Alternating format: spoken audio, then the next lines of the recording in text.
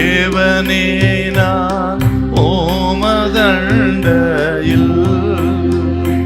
இன்னும் நெருங்கி சேர்வதே என் ஆவல் பூமியில். யோவான் 11:3 கொஞ்சம் வாசிங்க பார்க்கலாம். அப்பொழுது அவனுடைய சகோதரிகள், ஆண்டவரே நீர் சிநேகிக்கிறவன் வியாதியா இருக்கிறான் என்று சொல்ல அவரிடத்திற்கு ஆள் அனுப்பினார்கள்.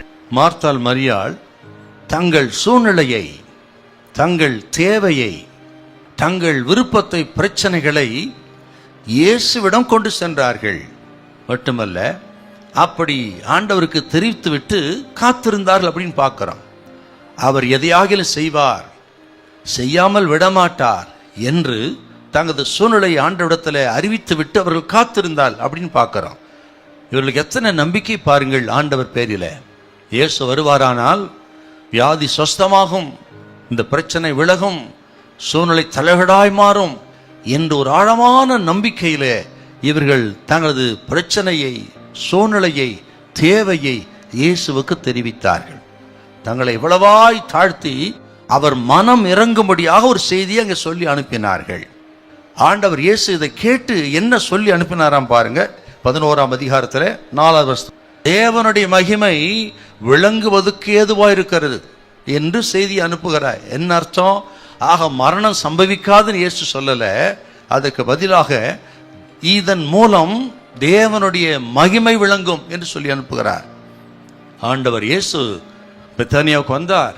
அந்த வீட்டை சந்தித்த பொழுது நீங்கள் 11:3 அவர்கள் இயேசுவை விசுவாசித்து தான் இந்த செய்தி இயேசு இடத்தில் அனுப்பினார்கள். ஆண்டவர் இயேசு வந்த பொழுதோ அந்த விசுவாசத்தை அவர்கள் இழந்திருந்தார்கள். ஆண்டவரே, நீர் இங்கே இருந்திருந்தாரானால் என்னுடைய சகோதரன் மரித்திருக்க மாட்டான் என்று சொன்னார். ஆண்டவர் இயேசு என்ன சொன்னாராம்? உன் சகோதரன் உயிர்த்தெழுந்திருப்பான் என்றார். மரித்து அடக்கம் பண்ணப்பட்டிருக்கலாம். மார்த்தாளே, நீ பயப்படாதே, உன் சகோதரன் உயிரோடு எழும்புவான். அருமையானவர்களே, இதை கேட்கிறவர்கள் எதிர்காலத்தை குறித்த வாக்கு தத்தத்தை குறித்த விசுவாசம் உங்களுக்கு ரொம்ப நல்லது. அதே நேரத்தில் இந்த நிகழ்காலத்திலே உங்களுக்கு ஒரு அற்புதத்தை செய்ய இயேசு வல்லவராக இருக்கிறார். அதை விசுவாசிக்கணும். அவரால் ஆகாத காரியம் ஒன்றுமில்லை. இன்றைக்கே ஒரு அற்புதத்தை செய்ய வல்லவர். அவர் ஏற்ற நேரத்தில் செய்வார்னு விசுவாசித்து நீங்கள் பொறுமையாய் காத்திருங்கள், முறுமுறுக்காதிருங்கள். அவர் வழியிலே அவர் செயல்பட விட்டு நீங்கள் பொறுமையாய் காத்திருந்தால் அவர் சித்தம் செயல்படும் பொழுது நிச்சயமாய் இந்த மார்த்தாள் மரியாள் வீட்டில் ஒரு அற்புதம் நடந்தது போல உங்கள் வீட்டிலேயும் ஒரு அற்புதத்தை செய்ய இயேசு வல்லவராயிருக்கிறார். ஹல்லேலூயா, ஹல்லேலூயா.